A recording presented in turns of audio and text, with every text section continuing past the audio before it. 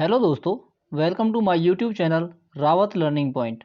Friends, इससे पहली video में हमने जियोग्राफी क्लास 6 का अध्याय 2 का डिस्कस किया था, जिसमें हमने ग्लोब अक्षांश रेखाएं, देशांतर रेखाएं, विषुवत वृत्त, प्रमुख यामयोत्तर के बारे में तथा मानक समय के बारे में जाना। तो आज इस वीडियो में हम डिस्कस करेंगे जियोग्राफी क्लास 6 के अध्याय 2 का, जो कि है पृथ्वी की गतियाँ। तो फ्रेंड्स, जैसे कि इसमें दिया है, पृथ्वी की गति दो प्रकार की होती है, घूर्णन तथा परिक्रमण। पृथ्वी अपने कक्ष पर घूमना घूर्णन कहलाता है तथा सूर्य के चारों ओर घूमना परिक्रमण कहलाता है। तो पृथ्वी जब अपने अक्ष के चारों ओर घूर्णन करती है, घूमती है, तो उसे घूर्णन कहा जाता है। और जब पृथ्वी सूर्य के चारों ओर एक निश्चित कक्ष में घूमती है, तो उसे परिक्रमण कहा जाता है। पृथ्वी का अक्ष एक काल्पनिक रेखा है जो इसके कक्षीय सतह से 66 डिग्री का कोण बनाता है। तो फ्रेंड्स, जैसे इस डायग्राम में दिया हुआ है, पृथ्वी का जो अक्ष है, ये उत्तर ध्रुव और दक्षिण ध्रुव को जो मिलाता है, ये वाला, ये इसके कक्षीय समतल से 66 डिग्री का कोण बनाता है। अगर हम पृथ्वी के कक्षीय समतल पर एक 90 डिग्री का लंब डालते हैं, तो इससे प्रतीत होता है कि पृथ्वी का अपने ध्रुवों की तरफ 23.5 डिग्री झुकी हुई है। जो ये कोण बनाता है, 23.5 डिग्री का ये कोण बनाता है। वह समतल जो कक्ष के द्वारा बनाया जाता है, उसे कक्षीय समतल कहते हैं। पृथ्वी सूर्य के से प्रकाश प्राप्त करती है। पृथ्वी का आकार गोले के समान है, इसलिए एक समय में सिर्फ इसके आधे भाग पर ही सूर्य की रोशनी प्राप्त होती है। सूर्य की ओर वाले भाग में दिन होता है, जबकि दूसरा भाग जो सूर्य से दूर होता है, वहाँ रात होती है। ग्लोब पर वह वृत्त जो दिन तथा रात को विभाजित करता है, उसे प्रदीप्ति वृत्त कहते हैं।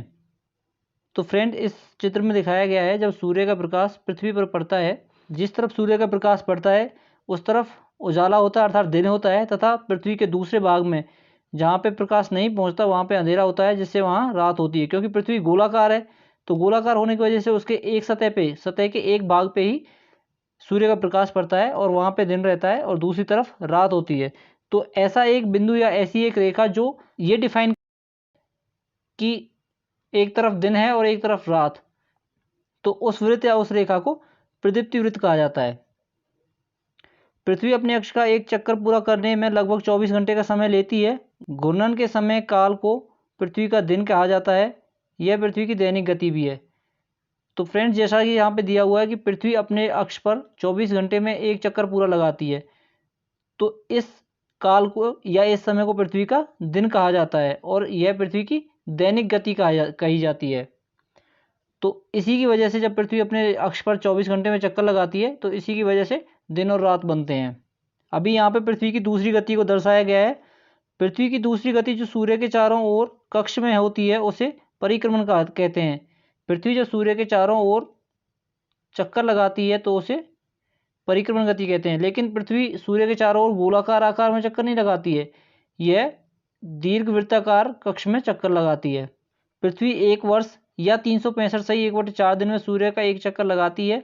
हम लोग एक वर्ष को 365 दिन में मानते हैं तथा सुविधा के लिए 6 घंटों को इसमें नहीं जोड़ा जाता है। तो यहाँ पे दर्शाया गया है कि पृथ्वी सूर्य के चारों ओर चक्कर 365 दिन में लगाती है, लेकिन सुविधा के लिए हम 365 दिन को ही एक वर्ष में जोड़ते हैं और बचे हुए जो 6 घंटे हैं उनको हम जोड़ते जाते हैं। और जब 4 साल बाद ये घंटे 24 हो जाते हैं, 6 करके 24 हो जाते हैं, तो फिर ये एक दिन में कन्वर्ट हो जाता है और उस एक दिन को उस साल की फरवरी महीने में जोड़ दिया जाता है, जिससे फरवरी 29 दिन की हो जाती है। तो उस ऐसे वर्ष जिसमें 366 दिन होते हैं, उसे लीप वर्ष कहा जाता है। अभी फ्रेंड्स, इस चित्र में पृथ्वी की परिक्रमण गति को दर्शाया गया है तथा जिसकी वजह से ऋतुएं बनती हैं, उस स्थिति को दर्शाया गया है। तो हम इस चित्र का सबसे लास्ट में डिस्कस करेंगे।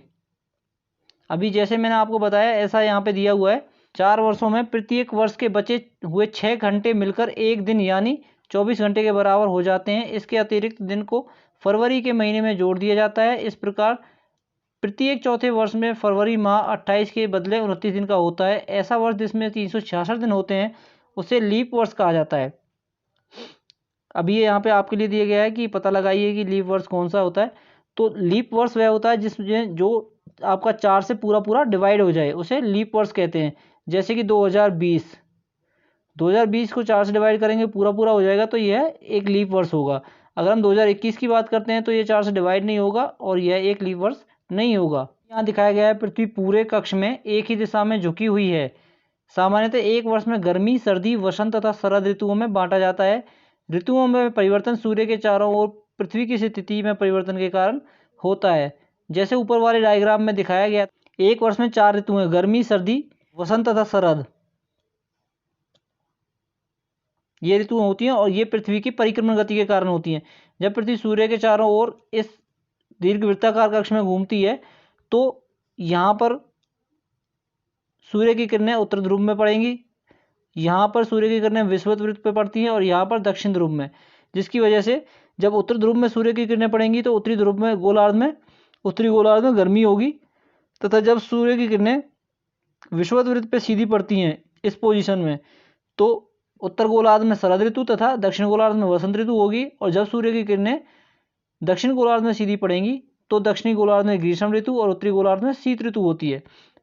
तो पृथ्वी की गति के कारण, परिक्रमण गति के कारण ऋतुएं बनती हैं।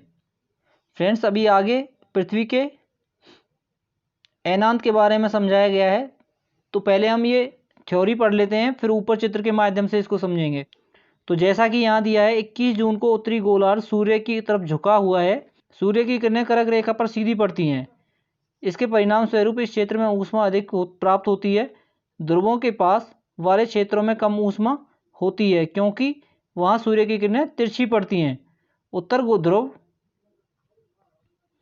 सूर्य की तरफ झुका होता है तथा उत्तरी ध्रुव रेखा के बाद वाले भागों में लगभग 6 महीने तक लगातार दिन रहता है। अभी जैसा यहाँ दिया हुआ है, 21 जून को सूर्य की किरणें उत्तरी गोलार्ध में पड़ेंगी, यानी कि कर्क रेखा पर सीधी पड़ती हैं, जिसकी वजह से उत्तरी ध्रुव में अधिक ऊष्मा होती है तथा ध्रुवों के पास वाले क्षेत्रों में ऊष्मा कम प्राप्त होती है क्योंकि वहाँ सूर्य की किरणें तिरछी पड़ती हैं। जिस कर्क रेखा पर सीधी सूर्य की किरणें पड़ने की वजह से उत्तरी ध्रुव के रेखा के बाद वाले भाग में हमेशा 6 महीने तक दिन ही रहता है। अभी आगे दिखाया है, उत्तरी गोलार्ध के बहुत बड़े भाग में सूर्य की रोशनी प्राप्त होती है, इसलिए विषुवत वृत्त के उत्तरी भाग में गर्मी का मौसम होता है। 21 जून को इन क्षेत्रों में सबसे लंबा दिन तथा सबसे छोटी रातें होती हैं। पृथ्वी की इस अवस्था को उत्तर अयनांत कहते हैं।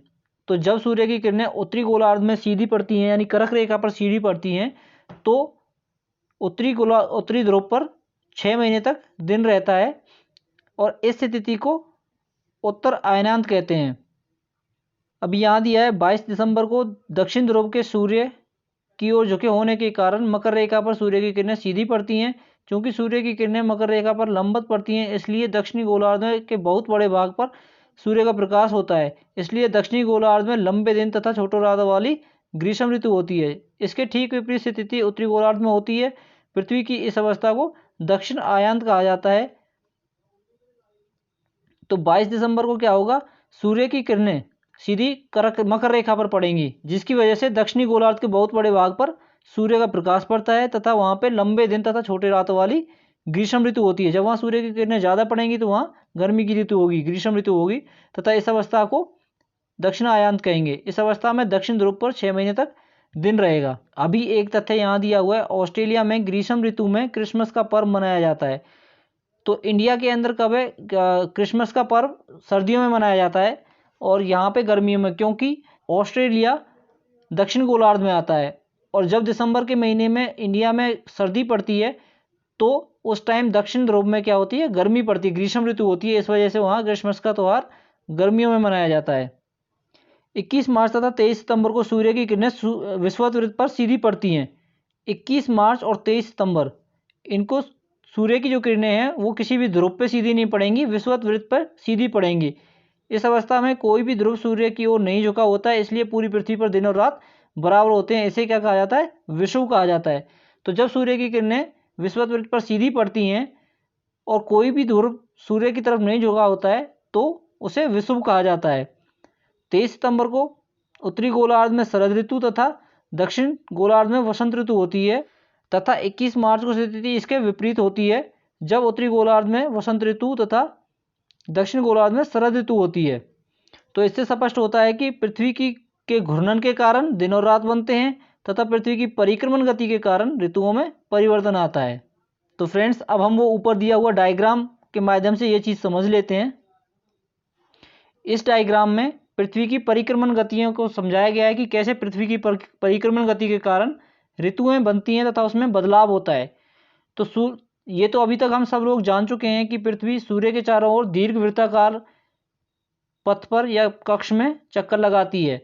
तो ये सूर्य है। 21 जून को सूर्य की जो किरणें हैं वो पृथ्वी के उत्तरी ध्रुव पर सीधी पड़ेंगी, यानी कि कर्क रेखा पर सीधी पड़ती हैं, जिसकी वजह से उत्तर ध्रुव तथा उत्तरी गोलार्ध में ज़्यादा प्रकाश या ज़्यादा ऊष्मा प्राप्त होती है, जिसकी वजह से उत्तर ध्रुव में क्या होती है, ग्रीष्म ऋतु होती है।